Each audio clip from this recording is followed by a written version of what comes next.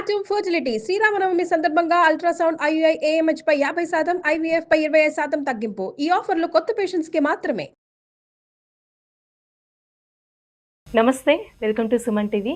నేను మీ యామ్ని. ప్రస్తుతం మనతో ఉన్నారు ప్రముఖ ఆధ్యాత్మికవేత్త డాక్టర్ అనంతలక్ష్మి గారు ఉన్నారు. అమ్మతో మాట్లాడి మనకున్న సందేహాలను అడిగి తెలుసుకుందాం. నమస్తే అమ్మ. నమస్తే అమ్మ. అమ్మ, కొన్ని ప్రత్యేకమైన రోజుల్లో కొంతమంది బంగారం అనేది కొనుగోలు చేస్తూ ఉంటారమ్మా. ఎక్కువగా జనాలు వచ్చేసి అక్షయ తృతీయ రోజు. ఆ రోజు కొనడం వల్ల ఏమైనా బంగారం డబుల్ అవుతుందా, లేకపోతే అదొక రూల్ అమ్మ కొనాల్సింది? నాకు తెలిసినంత వరకు ఆ రోజు బంగారం కొనాలి అన్నటువంటి మాట ధర్మశాస్త్రాల్లో ఎక్కడా లేదు. పైగా అక్షయ అనేటటువంటి పదం అక్కడ ఉంది కనుక క్షయము కానిది, నాశము లేనిది. ఈ నాశము లేనటువంటిది ఏదైనా సంప్రాప్తిస్తే ఆ రోజు దొరికింది, నాశం లేకుండా ఇంకా వస్తూనే ఉంటుంది అని లెక్క. ఇవాళ బంగారం కొనుక్కుంటే అలా బంగారం వస్తూనే ఉంటుందని. కానీ అక్కడ మర్చిపోతున్న విషయం ఏమిటంటే, బంగారం మీకు ఎలా వచ్చింది? డబ్బు ఖర్చు పెడితే కదా వచ్చింది. అంటే ఈ ఖర్చు పెట్టడం అన్నది కూడా అక్షయంగా పెడుతుందా లేదా? వెళ్తుంది. అంచేత మన దగ్గర నుంచి ధనం, డబ్బు అలా వెళ్ళిపోతూనే ఉంది, బంగారం వస్తుంది. అది అక్షయ తృతీయ నాడు ఏదైనా సత్కార్యం చేస్తే ఫలితం అక్షయంగా ఉంటుంది అని చెప్పారు. అంటే మిగిలిన రోజున చేసిన దానికి ఇంత ఫలితం ఉంటే, అక్షయ తృతీయ నాడు చేసినటువంటి దానికి ఇంత ఫలితం ఉంటుంది. ఒకవేళ మనకి అనుకోకుండా బంగారం ఎవరైనా ఇచ్చినట్టయితే, మనకు అనుకోకుండా బంగారం లభించినట్టయితే, అది ఎప్పుడో రావాల్సింది రాక ఆనాడు వచ్చినట్టయితే అదేమన్నా అక్షయంగా ఉండే అవకాశం ఉంది తప్ప, బంగారం కొంటే అక్షయ తృతీయ నాడు అలా అక్షయంగా బంగారం వస్తుంది అని చెప్పలేం. ఒకవేళ వచ్చినా అంత డబ్బు ఖర్చే అవుతుంది. కానీ అక్షయ తృతీయ నాడు ఏం చేయాలని చెప్పబడిందంటే, వేసవికాలం వస్తుంది కనుక చక్కగా గొడుగు, తెల్లని వస్త్రాలు, చెప్పులు, ప్రప ఇవి దానం చేయాలి. ప్రప అంటే చలివేంద్రం అంటారు. చలివేంద్రం తెలుసా? చలివేంద్రం అంటే చల్లని నీళ్లు పెట్టి ఉచితంగా అందరికీ నీళ్ళు ఇచ్చేది. ఇవి చెయ్యాలి. ఎందుకంటే ఇవన్నీ మనకి ఇవి చెయ్యడం వల్ల అక్షయమైనటువంటి ఫలితం ఉంటుంది. మామూలు రోజున ఒక గ్లాసులో మంచినీళ్ళు ఇచ్చిన దానికన్నా ఈనాడు గనక ఒక చలివేంద్రాన్ని ఏర్పాటు చేస్తే దానివల్ల అంతులేనటువంటి ఫలితం లభ్యమవుతుందన్నారు. ఎందుకంటే ఇదంతా రాబోయేదంతా వేసవికాలం. ఈ వేసవి కాలంలో అవతల మనుషులకి ఏం కావాలో అది ఇవ్వటం మంచిది. బంగారం దానం చేయడం కూడా మంచిది. అది కష్టమేమమ్మా. ఎందుకు కష్టమమ్మా? నాకు కావాలి, నాకు బంగారం కావాలంటే నువ్వు నాకు దానం చేసావు అనుకో, నీకు బోల్డ్ బంగారం వస్తుంది. దానం చేసినందువల్ల ఫలితం వస్తుంది.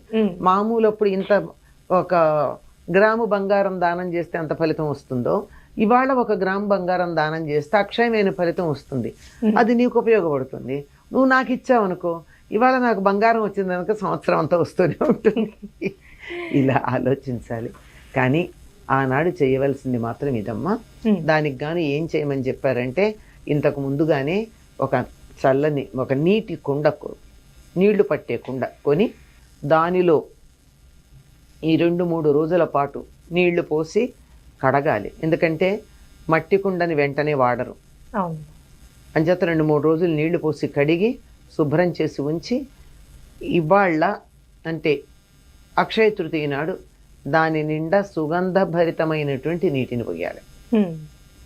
అంటే యాలకు పొడి అలాంటివి, లేదా వట్టి వేళ్ళు అలాంటివి కొద్దిగా ఉపయోగపడతాయన్నవి వేసి ఆ నీళ్లు చల్లబడ్డాక పైన మూత పెట్టి, అది కుండతో మట్టి మూకుడే పెట్టి అది ఒక బ్రాహ్మణుడికి దానం ఇచ్చినట్టయితే అంతులేనటువంటి ఫలితం లభ్యం అవుతుంది.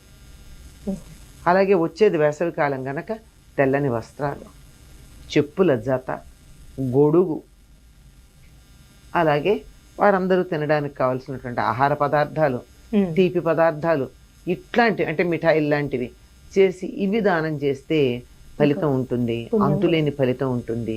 ఇదమ్మా అక్షయ తృతీయ గురించి మనకి పెద్దలు చెప్పినటువంటి మాట. అంతేగాని అక్షయ తృతీయ నాడు బంగారం కొంటే అంతులేని బంగారం వస్తుందంటే ఈ పాటికి అందరి ఇళ్లలోనూ వాళ్ళు బంగారం ఉండాలి. ఈ మధ్య కాలంలో 15-20 సంవత్సరాలుగా ఇది ఒక పెద్ద స్లోగన్ అయింది. అంతకుముందు మనం ఈ మాటలు ఎరగం కదా. అలా అయినట్టయితే ఎంతమందో కొన్న వాళ్ళందరి ఇళ్లలో ఈ ఇళ్ళు బంగారంతో నిండిపోయి ఉండాలిగా ఈ పాటికి. లేదు, ఇంకా లేవు కదా. అమ్మ, ఒకవేళ మనం ఆ రోజు బంగారం కొనుక్కున్నామే అనుకోండి, అది మన అమ్మవారి దగ్గర పెట్టాలంటారా? అసలు ఏం చేస్తే మంచిదంటారు? అంటే మీకు ఏదన్నా అవసరం ఉండి తర్వాత పెళ్ళిళ్ళు ఉండి ఇంకేదో అవసరం ఉండి కొంటే కొనుక్కోవాలి, కానీ ఇవాళ కొన్నందువల్ల అక్షయంగా బంగారం వస్తూ ఉంటుందని మాత్రం అదే కొంచెం అనుకోక్కర్లేదు. మామూలుగా ఎప్పుడైనా సరే మనం బంగారం కొన్నా ఏం కొన్నా దేవుడి దగ్గర పెట్టే వాడుకుంటాం కదమ్మా. ఈరోజు కూడా అక్కడే పెట్టి వాడుకుంటే బాగుంటుంది. అసలు ఈ బంగారం అన్న పదం ఎందుకు వచ్చిందంటే ఒక చిన్న ఊహ చేయాల్సిన అవసరం ఉంది. సాధారణంగా ఇంట్లో పెద్దవాళ్ళు కానీ కొంతమంది గురువులు కానీ శిష్యుల్ని బంగారం అని పిలుస్తూ ఉంటారు. ఎందుకు పిలుస్తారు? లోహాలన్నింటిలోకి ఉత్తమమైనటువంటి లోహం బంగారం. తక్కువ స్థాయికి సంబంధించిన లోహాలని ఉత్తమ స్థాయికి చెందిన వాటిగా మార్చేటటువంటి ప్రక్రియ కూడా మన వాళ్ళకి తెలుసు. స్వర్ణ విద్య అంటారు. ఆ విధంగా ఇనప ముక్కల్లాగా ఉన్నటువంటి వాళ్ళందరూ బంగారంలాగా మారాలి అనే ఉద్దేశం ఇందులో ఉండుంటుంది తప్ప బంగారమే కొనాలి అనేటటువంటి ఉద్దేశం ఉన్నది అని అనుకోవడానికి వీల్లేదు. ఈ రోజుకి చాలా ప్రత్యేకతలు ఉన్నాయమ్మా. బంగారం కొనడం గురించే మనం మాట్లాడుతున్నాం. ఇంకేమున్నాయమ్మా ప్రత్యేకతలు? సింహాచలంలో చందనోత్సవం చేస్తారు అక్షయ తృతీయ నాడు. దానికి ముందే ఏర్పాట్లన్నీ చేసుకుని ఉంటారు. ముందు రోజు వలుపు ఉత్సవం చేస్తారు, ఆ తర్వాత ఇవాళ చందనం పూస్తారు. చాలా విశేషంగా ఉంటుంది. ఈనాడు చందనం ఎవరికైనా దానం ఇస్తే కూడా చాలా మంచిది. ఎందుకంటే వేసవికాలం వస్తుంది అంటే శరీరానికి చెమట పడుతుంది. చెమట పట్టడంతో పాటుగా సెగ్గడ్డలు మొదలైనవి లేస్తాయి, వేడి చేస్తూ ఉంటుంది.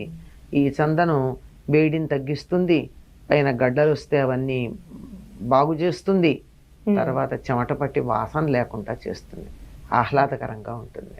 అందుకని చందనోత్సవం చేయడం, స్వామిని దర్శించుకోవడం, ఏదో ఒక దైవాన్ని దర్శించుకోవడం, ఇవి చేయాలి. కానీ బంగారం కొనడం అనేటటువంటిది మనకి ఎక్కడా లేదమ్మా. చాలా చక్కగా తెలియజేస్తారమ్మా అక్షయ తృతీయ గురించి. ధన్యవాదాలు.